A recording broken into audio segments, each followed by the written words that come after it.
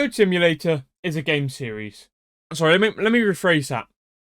Goat Simulator is a spectacular anthology of fiction that is extremely difficult to top. If you couldn't tell from what I've just said, I adore the Goat Simulator games.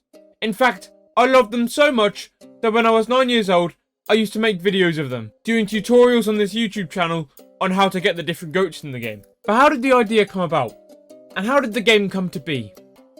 Well, the game was initially pitched in 2014 by Armin Ibrisagic, a developer at Coffee Stain Studios, Sweden. The first pitch was shown off in January 2014, and apparently it wasn't even really a pitch. It was just some guy being really excited about goats. Which sounds great to me, to be honest. The second pitch went, a bit better. The guy came back and pitched the game again. The second time, he had the idea that all the buttons would do different things. For example, the W key would only move the left legs, the E key would only move the right legs, Y and H would move the head, and so on. They responded to this by saying that it would be fun for about 5 minutes, but only when you're drunk. Sometime later, he came up with the perfect idea. He stormed into the office, not really, and he had an idea. He pitched that the game would be an old school skating game, except instead of being a skater, you're a goat, and instead of doing tricks, you wreck stuff.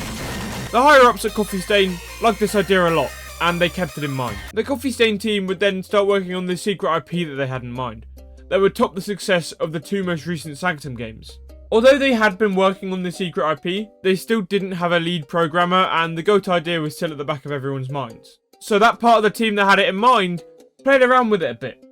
So they bought an asset for $20 online, and saw what they could do with the idea. They had no idea how much this GOAT would amount to at this point, but they began working on it in Unreal Engine 3, and the emphasis of the game would be on physics and ragdolls. Then, on the 3rd of February 2014, they released alpha footage for the game, and it looked spectacularly janky. The video got over 1 million views in 2 days, which, in 2014, that was considered to be quite viral, bearing in mind that the game was still partly a joke at this point, so they didn't know what to do.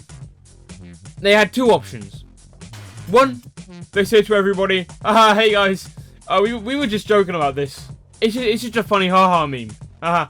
Don't expect anything from us, we're just joking. Or, they could listen to all the positive feedback they got on the video about how funny it was and how glitchy it was, and they could go for it and make this into a fully fledged game. The second option was chosen, of course, and thank God it was, to be honest. They decided to put the game on Steam because of how positive the response was.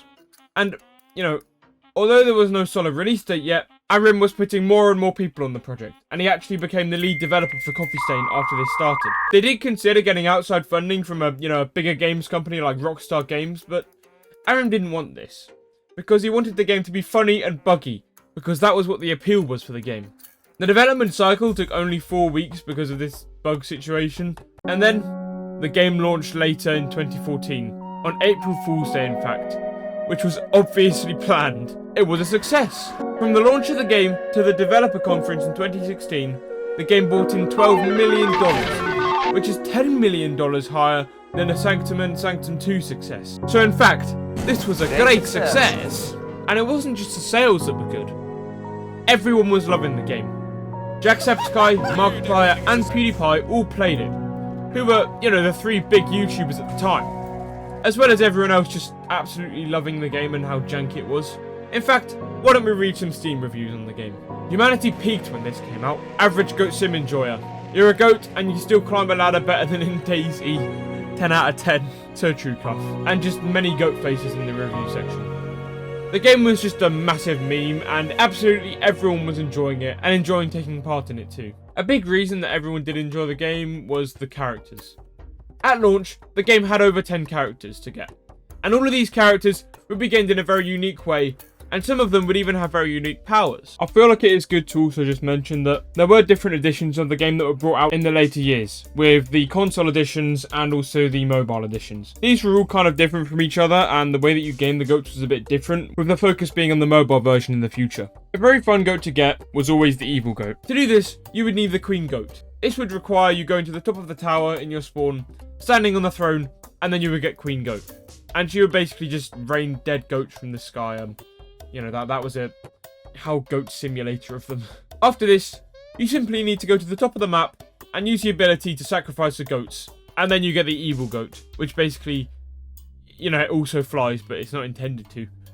Once again, how Goat Simulator of them. People love the variety here, and I honestly don't think the game would be the same without it. Coffee Stain and Arim were balling, swimming in pools of money with all the love in the world. They were on a roll, and they could not lose. On June 3rd that same year, as for the expansions, there were a few that were released on both PC and mobile. That same year, the game got its first free expansion, which was basically a new area. It was a little seaside place with a fairground and a tall building, as well as a disco on top of that building.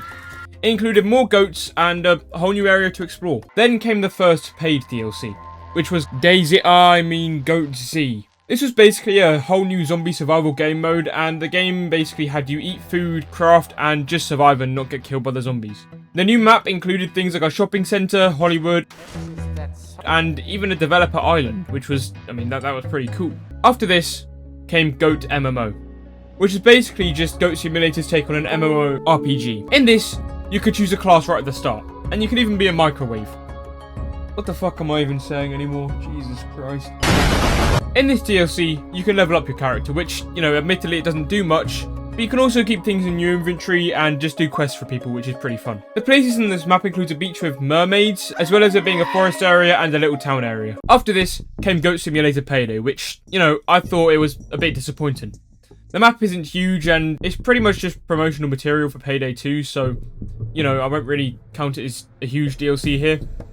Then we have the final DLC, Goat Simulator Waste of Space. And this is honestly probably the best one out there, I can't lie. Just purely because you start with no money, and then you need to earn money by either breaking boxes, headbutting people, or completing certain objectives. This is a cool system to have because it allows you to progress through the game the more money you have, and it allows just for more exploration. The things that you can unlock with this money are things like a spaceship, a bigger spaceship, or a museum. Overall, all of these DLCs were fairly well received, and what was great about them is they took what everyone loved about the base game with the jankiness and the silliness and just the funny parts of the first game, and just expanded on it in the DLC. But after those updates in 2017, silence. Nothing for years. And then, in 2021, the Goat Simulator game TikTok began posting random videos, just building a little hype. Everyone knew something was coming, and it would be something big. Then, at Summer Games Fest 2022, it was announced, with a Dead Island 2 type trailer. Goat Simulator 3. Wait, hold on. But what about Goat Simulator 2? We never got 2. Well, I looked into it, and it turns out that Coffee Stain Studios claims that the second game was so good that they couldn't release it because they know that if they did, it would end gaming as we know it. I get it. You know, fair enough, Coffee Stain. Thank you for saving us from the end of gaming as we know it. Goat Simulator 3 finally released on the 17th of November 2022. And it was magical. The map was huge. There are probably around 10 times of abilities in this game than there were in the first game with all the DLCs. More challenges, and you know what, I'll just go through it. There are 13 goats in total, which doesn't seem like much, but there's actually so many more. Let me just explain that, because that made no sense what I just said. Instead of naming the actual goats, they just gave Pilgor, or any goat that you choose, different items, so you can customize what powers he has. For instance, you can have a jetpack on your back, and you can be a pig, which basically makes you slip and slide around the place with a jetpack. How cool is that? Or you could be a banana and shoot bananas out onto people. There is just so much variety and so many combinations that this game has to offer. And this combined with the really cool open world and the amount of fun challenges to do, like, you know, calling alien spaceships or literally finding Jesus. I think it's safe to say that it deserves having the overwhelmingly positive reviews on Steam. Everyone loved it, and we're still waiting for that DLC because I know it's coming. And that is a brilliant idea of Goat Simulator. And how a game that inspired so much started off with a guy pitching about loving goats and has evolved into the game that we love today. Anyway, thank you so much for watching this video. I really hope you did enjoy. If you did, why not like and subscribe? It doesn't cost anything, so you might as well. I upload once a week on this channel, so once again, I do hope you enjoyed the video, and I'll see you in the next one.